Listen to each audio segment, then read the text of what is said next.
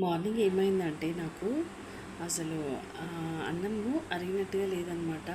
Night కొంచెం లేట్గా తిన్నాను. సో అయితే మార్నింగ్ అన్నం అస్సలు అరగలేదు.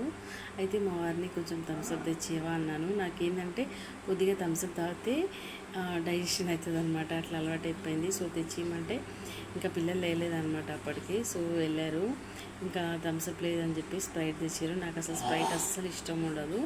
కానీ ఏంటంటే ఇంకా మా వారు తెచ్చారు కదా అని చెప్పేసి అది లేదు కదా ఓకేనా అన్నాడు. అంటే పర్వాలేదబ్బా ఏం కాదు ఇదైనా ఓకే అని అట్లా సర్దుకున్నాను అనమాట. తను కూడా ఏం చెప్పారంటే ఇది కూడా తగ్గిపోతుంది, మంచిగా ఉంటుంది చూడు, డైజెషన్ అవుతుంది, థమ్స్అప్ కంటే ఇదే బాగుంటుంది అని చెప్పారు. అట్లా ఎప్పుడైనా కూడా మనము మనకు నచ్చిన వాళ్ళు ఏదైనా మనకు నచ్చని పని చేసినా కూడా ఒక్కోసారి అడ్జస్ట్ అయిపోవాలి. అప్పుడే కొన్ని మనం అట్లా అర్థం చేసుకోవాలి, అండర్స్టాండింగ్ ఉండాలి.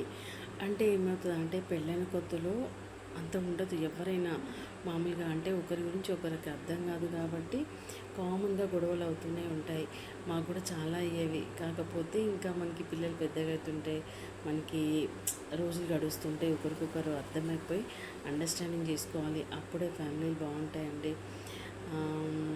అట్లా పొద్దున్నే నాకు అది అసలు మార్నింగే చెప్పాలనుకున్నా ఇది, కానీ అసలు పని ఫుల్గా ఉండే అందుకని చెప్పేసి వీడియో చేయలేకపోయినా అనమాట.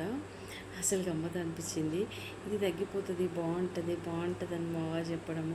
ఓకే పర్వాలేదు నాకేం కాదు బాగానే ఉంటుందిలే తాగేస్తాను తగ్గిపోతుంది అని చెప్పేసి నేను అట్లా అదొక సీన్ బాగా అనిపించింది అనమాట. అందరూ అలాగే ఉండాలండి, అండర్స్టాండింగ్ ఉండాలి, ఒకరినొకరు అర్థం చేసుకోవాలి. అప్పుడే ఫ్యామిలీలు బాగుంటాయి కదా, ఏమంటారు?